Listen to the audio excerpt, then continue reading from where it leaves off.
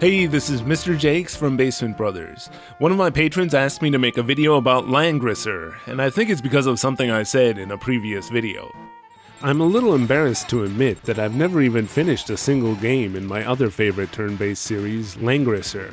I love those games, but about halfway through, they all suddenly tend to become brutally difficult, or at least I find them to be. Feel free to make fun of me in the comment section. The point I was trying to make was that Farland story is really easy, but now I guess it's about time I try and see if I can finish a Langrisser game. And so I picked up a cheap Mega Drive system and a copy of the original Langrisser from 1991.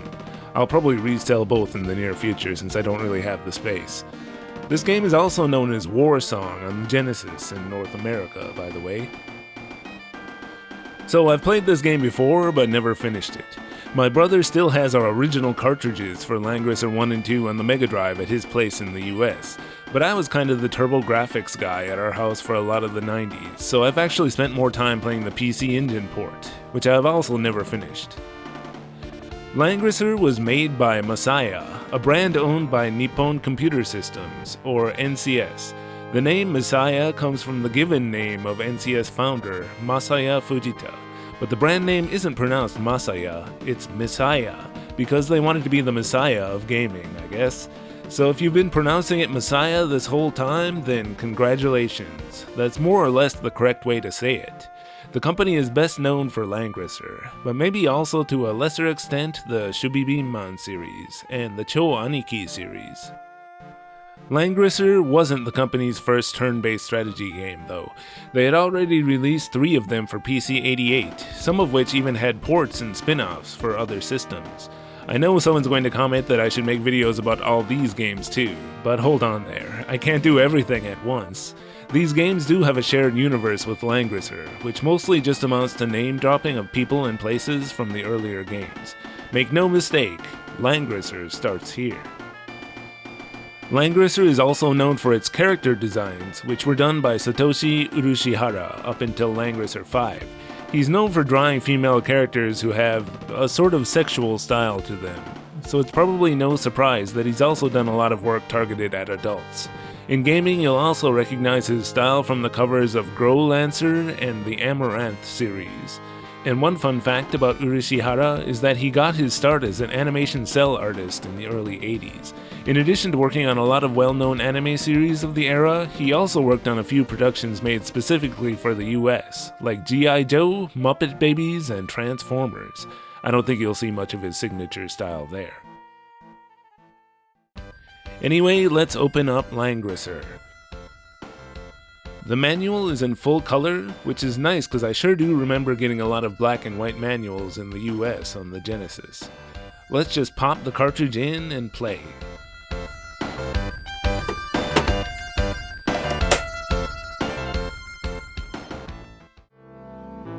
The opening might be just about the most Genesis looking and sounding thing ever.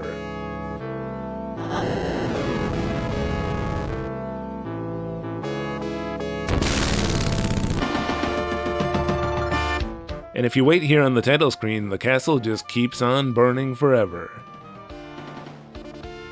Yep, still burning. So on the main menu, you might be wondering why it has both load game and continue. Well, load game is for 4 save slots that you can only use at the beginning of each scenario, and continue is for a single slot used for saving your progress during the scenarios. But of course, we're first going to have to start with new game. So before each scenario, we get a prologue, and it's a little bit difficult to read since the Japanese in this game is all in kana. Anyway, it says that Baltia Castle is under attack by Emperor Digos of the Dalsis Empire. He wants the legendary sword Langrisser, which is sealed away deep within the castle. So we have a number of things we have to do to set up each scenario, but I think we'll come back to this later. So we take control of Prince Ledin, and now would be a good time to mention that most of the names were changed for the English version. There are fan patches available though if you want to restore the original Japanese names, as well as another to take these creepy changes they made to some of the character portraits and send them straight back to hell where they belong. In this first scenario, all we have to do is get Ledin out of the castle, while his father and the other commanders fend off the enemy. It's a good idea though to try and have Ledin finish off some of the enemies before he escapes, in order to get some experience. The only characters we can control are Ledin and Volkov, who's been charged with helping Ledin escape. So for a lot of this scenario, we're just watching NPCs fight each other.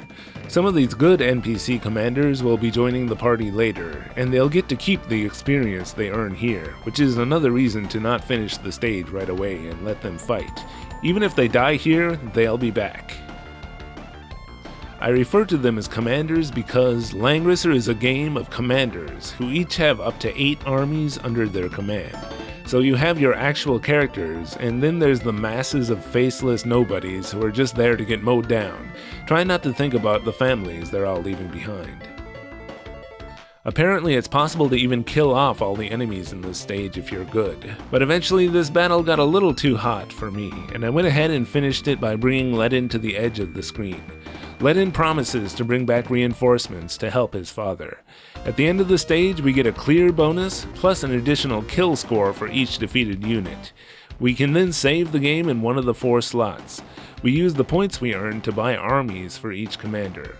Volkov can even choose between soldiers, horsemen, or light elves, but each commander can only have one type of army at a time. The final step before each mission is deciding which commander you want to place on each of the possible starting positions on the map. In Scenario 2, Ledin meets a group of clerics on a pilgrimage, and he has to protect them from enemies while they make their way together to the town where Ledin intends to find reinforcements for his father. Again, the only 2 characters we can control are Ledin and Volkov. The leader of the clerics is a girl named Chris. She'll move automatically toward the top of the map, and the goal is to make sure she survives all the way there. The most important goal of all in every scenario, though, is making sure everyone gets plenty of experience. Volkov is an old dude who can't level up, so he should be used only to soften up the enemy units before Ledin finishes them off and gets the experience. A big strategy to Langrisser is also making sure not to kill any of the commanders until you've finished off all their armies. If you kill the commanders first, you won't get the experience from their armies. The Japanese walkthrough I was using said that you should try to get Ledin to level 10 so that he can class change already here in the second scenario, but there's no way I'm going to be able to do that already. Oh wow, it happened. One of the coolest things in Langrisser is the branching class change system. Each character has their own progression, and if you have a chart, you can try and get each character to your desired class before the end of the game. Here we can choose to change Ledin from a fighter to either a knight or a lord. I'm trying to get him to his unique class of king, so for now I have to choose lord. After getting Chris to safety, Ledin meets up with Hawking, another commander under his father's kingdom. Ledin tells him of the attack on the castle, and Hawking agrees to gather reinforcements while Ledin rests in the town. In Scenario 3, we again can only control Ledin and Volkov while the town is under attack. There's an NPC here named Thorn who will be joining the party later, and we can try to help him gain some experience as an NPC for now. The commanders are the strongest units in the game, but you do have to be very careful not to let them get killed, because if they die, they're never coming back for the rest of the adventure. In this scenario, I went ahead and just let Volkov die, which I'm not sure was a good idea, but I figured he was just getting in the way and taking away experience from the other characters. And besides, he dies just a little bit later in the story anyway, even if you keep him alive. Commanders can regain 3 HP by choosing the heal command and sacrificing a turn, but to heal the armies, you have to place them next to their commanders and hope that they survive until the next player phase when they'll also regain 3 HP. Or I guess with the armies, it's 3 actual guys, not HP. You have to keep the armies close to their commanders, or they'll fall out of leader and have their stats significantly reduced, though it can occasionally still be a strategically good idea to do this. All the experience gained by the armies goes to their commander, and if a commander goes down, so do all their armies. Langrisser teaches some awfully harsh lessons about the somebodies versus the nobodies. Listen up, maggots. You are not special. You are not a beautiful or unique snowflake. You are the same decaying organic matter as everything else. One thing you can do is save your game before any time you make a risky move, and just keep resetting and loading until you get the result you want. I used to think this was basically cheating when I played this game as a kid, but since the walkthrough I'm using encourages doing so, I guess I feel a little bit less bad about it now. Luck is really a huge factor in Langrisser, and I'm often surprised by just how dramatically different a result can be by trying the exact same thing more than once. You're really at the mercy of the random number generator in this game, so might as well use it to your advantage when you have to, I guess. But even without doing this, boy does it take a long time to play through each scenario in this game. I had forgotten just how much time this game takes to play. And in the original Mega Drive version of Langrisser 1, you don't even get the option to turn off the battle animation. At the end of this scenario, Ledin meets up with Narm, one of the commanders from the first scenario, and she delivers the bad news that the castle and Ledin's father, the king, have fallen. Ledin and Narm set off for the castle immediately, so now we finally have another commander we can control who gains experience. She also gives us our first item, the Great Sword. Items can be equipped to commanders before each scenario, and each gives a different bonus to that commander's stats. In the next scenario, they get attacked by a bunch of slimes, and we just have to survive for a number of turns. Of course, we still want to try and get as much experience as possible before the end. Partway through, Thorn and Chris will come to the rescue, and we'll get to see how much of a difference having the right troops for the job makes. Chris's guardmen will absolutely slaughter these slimes. Making sure to use archers against horsemen or monks against skeletons is really one of the most important strategies for Langrisser, and one thing I think I often got wrong when playing the game back in the old days. The other important thing is using the terrain. The attack bonus each type of terrain gives is clearly shown on screen, and oftentimes having patience and allowing the enemies to come to you is a big secret to winning the game. In the next scenario, we can finally control Thorn and Chris as well. This is also where we first meet Lance, who is basically Ledin's rival character. He's an enemy commander who will appear partway through many of the scenarios in order to pose one last threat. In Scenario 6, we've finally returned to the castle in order to take it back. When we do so, we meet back up with two more of the commanders we saw in the first scenario, Taylor and Jessica, and we learn the bad news that the Langrisser has been taken by the enemy, and that it was the only thing keeping what they call the darkness sealed away. Now, with the sword taken from the castle, it's only a matter of time before it reawakens. This also explains the recent increase in monster attacks, they say. So the next goal of our heroes is to take back the Langrisser from Emperor Digos. In the next scenario, we can control Jessica and Taylor. Jessica is a sorceress. The game has attack spells as well as healing spells for characters like Chris. Both affect units within a set area. The attack spells are the easiest way for commanders to drain HP from some of the enemy units without taking any damage themselves. As for Taylor, he rides on a crocodile and specializes at fighting in the water. One of the best strategies with Taylor is luring land-based enemies into the water, where they will be at a huge disadvantage against him and his mermen. Are they amphibious? Well, there's only one way to find out. And for dealing with the water-based enemies, you use the opposite tactic, forcing them to fight you on dry land. Even the enemy dialogue tips you off to this strategy, with the commander telling his aquatic forces, "Don't fight them on dry land." At the end of this scenario, we'll be joined by Albert, a commander who was holding down the fort that was being attacked here. Next is an interesting scenario where the remaining troops from the attack on the fort are retreating, and Ledin decides to brutally crush them all before they can escape. This is a fairly easy one where you just have to make sure that none of the enemies make it to the top of the map. So in the next scenarios, we're fighting our way into Digos' castle. On the way, we'll meet up again with Hawking, who this time joins the party, and by this time, some of your party members will already be approaching their final class change. I was struggling though to level them all up. The walkthrough I was using said that if Jessica wasn't an archmage by the end of scenario 11, then I was in trouble. If you're not on your way to becoming a veterinarian in 6 weeks, you will be dead. Unfortunately, I wasn't able to meet this deadline, but still managed to get through somehow. In scenario 12, it's the showdown with Digos, but this definitely isn't the end of the game. Nevertheless, I guess we'll put a spoiler warning here for those who are planning to play through the game for themselves. Digos is defeated, and while he knows that the darkness has been reawakened, he believes firmly that the only way to bring peace to this world is by controlling it through raw force, and that the darkness can be sealed away through force too. After all, he points out, Ledin defeated him using force, and Ledin also plans to deal with the darkness in the same way, so the two of them are not really so different after all. Ledin maintains that no, they're totally different, though he can't articulate how. If I were him though, I might point out that the world seemed like it was doing pretty well until Digos went and stole the Langrisser from the castle. Anyway, Digos literally tells Ledin, "See you in hell," and he dies. We then get the Langrisser as an equipable item, as well as the Devil Axe.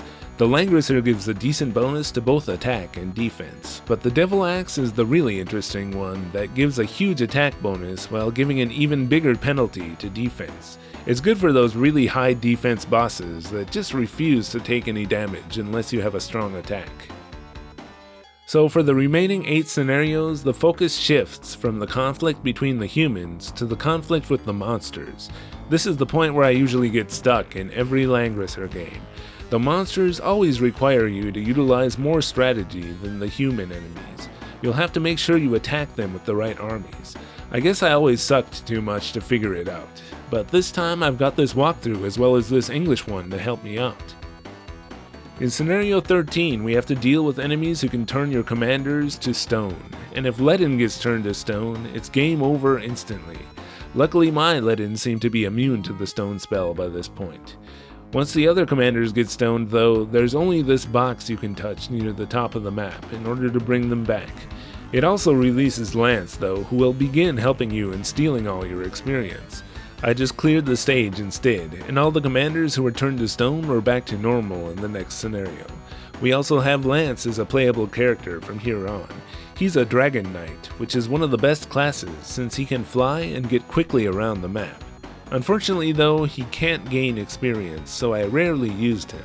You can also class change Narm into a Dragon Knight in case you want one you can actually use. So for some of the more interesting remaining scenarios, first you've got one where you can only choose 4 of your commanders in order to protect a town from an approaching dragon. The dragon is by far the strongest enemy yet, but you can release an Ifrit by taking down these enemies near the top of the map. He'll then help you fight the dragon. Luckily though, I still managed to get the final hit with Ledin using the Devil Axe so that he got all the experience. The dragon doesn't die though, and in the next stage we have to finish him off in his lair. Here we can obtain a sword called the Dragon Slayer, no relation to the Falcom series of the same name. The Dragon Slayer is automatically equipped by whichever character picks it up. It still didn't give as much of an attack bonus as the Devil Axe though, that's what I used. The Dragon Slayer crumbles after you defeat the dragon. The dragon leaves behind a tablet, which tells the story of Messiah's previous game, Elfleed. It says that when the evil wizard Bozel drove the world into darkness, the king of Elfleed named Sieghart used the sword Langrisser to seal the darkness away in the land of Velzeria. So Velzeria is where Ledin and company head, in order to seal away the darkness again. There we have to fight through several scenarios, all populated with monsters. Eventually we'll come to some ancient ruins where we fight through another scenario and then say goodbye to Lance. He'll hold down the fort here while the party fights through the final 2 scenarios below. In the end we'll fight the evil wizard Bozel himself, who has been resurrected. He actually gets resurrected again in several of the Langrisser games, often with a different appearance. Bozel is the hardest commander in the game to take down for sure, but it can be made a lot easier if you still have some magic using generals who have MP. After defeating Bozel, the end boss Chaos is actually pretty easy. Nice, I've finally finished a Langrisser game. When defeated, Chaos explains that he is the power created by the world in order to restore it to its natural state of chaos. In contrast, the light created humans in order to progress the world forward. But humans fight each other and destroy the world, and that's why chaos becomes necessary. He is defeated for now, but when humans threaten the world again, he says that he will always return. Farewell, descendants of the light, he says to the humans. In the ending, we see, I guess, the fortress we were in crumbling, before a shot of Ledin for his final monologue. He wonders if they have really saved the world or doomed it, but he still believes in humankind and that people's sense of justice won't allow it to be destroyed. And finally he says, "Chaos, you must never be resurrected again." I have a feeling he's not gonna like the sequels. You then get a screen for each character showing their final level and class, as well as a short description of what became of them after the adventure. Taylor becomes a pirate, and Lance remains missing since we last saw him, and Chris marries Ledin and becomes queen. Finally, we then have the credits, which are mostly names you'll see listed in other Messiah games. For the music, they just list a music company called Cube, but according to many sources, the music composers include these three. Noriyuki Iwadare and Isao Mizoguchi are known for their work on Game Art's Lunar and Grandia games, as well as tons of others. The music in the original Langrisser is awesome, by the way. The only issue is that there really aren't very many tunes, so they all get kind of worn out by the end. But anyway, I sure had a good time playing through Langrisser.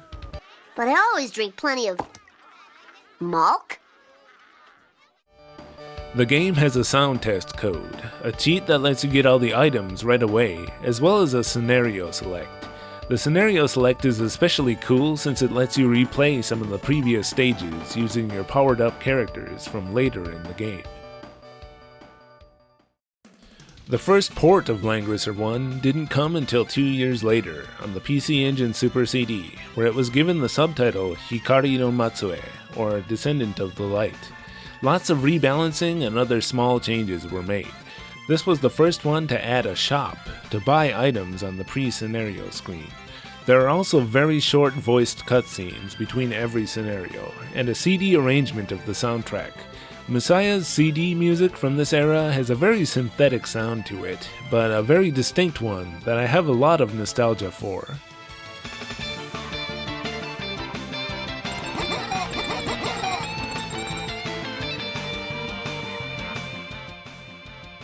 I like that this one has proper Japanese text, including kanji, and even the option to turn off the battle animation if you're trying to save time.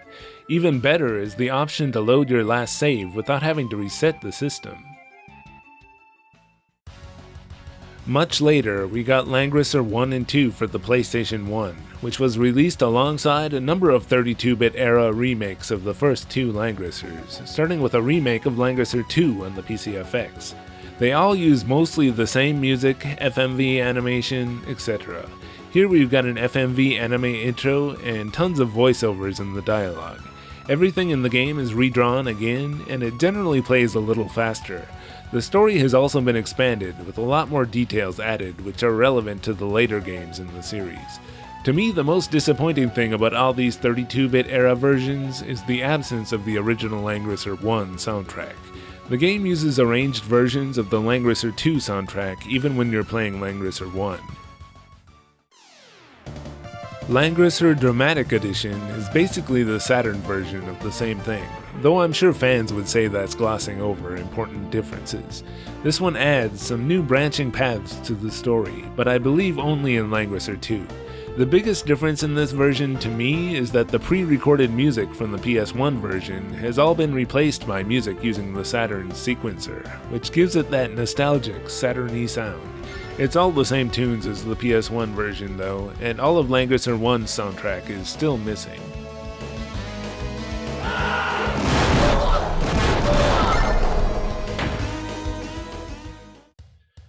There was a version of Langrisser 1 for Windows which seems to be basically a quick port from the PS1. It was released by Unbalance, the same company that did those Windows ports of Xanadu, Azteca 2, and Romancia I've mentioned in previous videos. This is the only version that you can play with a mouse, though the mouse support does feel a little tacked on. The battle animation also runs too fast on modern PCs, so at first I didn't really like this version, but once you get used to it, the speed and the mouse support are actually pretty nice. This might even be the best way to play this 32-bit era Langrisser 1 today. On top of that, it's the only version from this era which has an English patch.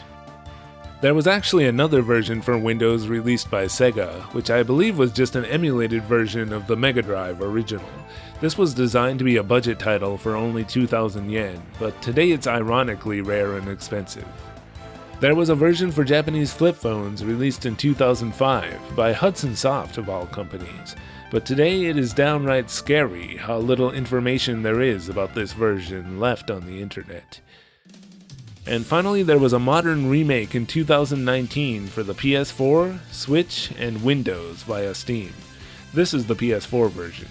This provides another way to play the first two games in English, but it is really quite different from any of the classic versions.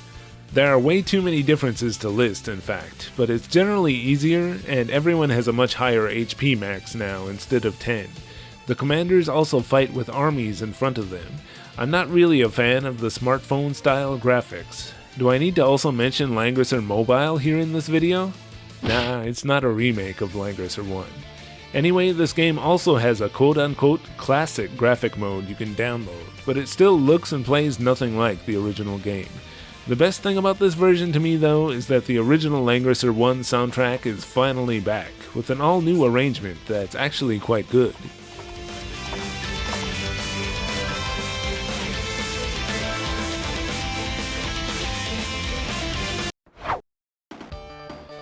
The original Langrisser is still awesome. I'm glad I put in the effort to finally finish it. Experts may disagree, but I still would never call the Langrisser series easy. For most of the game, I really did struggle with leveling up my characters, and I was pretty worried that I wasn't doing well enough to finish the game. Before making this video, I had imagined that I would probably need to restart from the beginning several times in order to get a good start, but with the huge time investment required to play through even one scenario, that was pretty much out of the question. Fortunately though, the difficulty actually mellowed out a bit about 3/4 through the game. By that time, I felt like I had finally gotten the hang of it and was pretty sure that I was going to make it. Play the Langrisser games however you prefer, but I definitely have a soft spot for the first two on the Mega Drive, with their FM sound and 16-bit graphics, and also the PC Engine one. Langrisser 3 through 5 on the Saturn, and even Langrisser Millennium on the WonderSwan are awesome as well. So that's Langrisser. I hope you all can have your own loving yet complicated relationship with the series.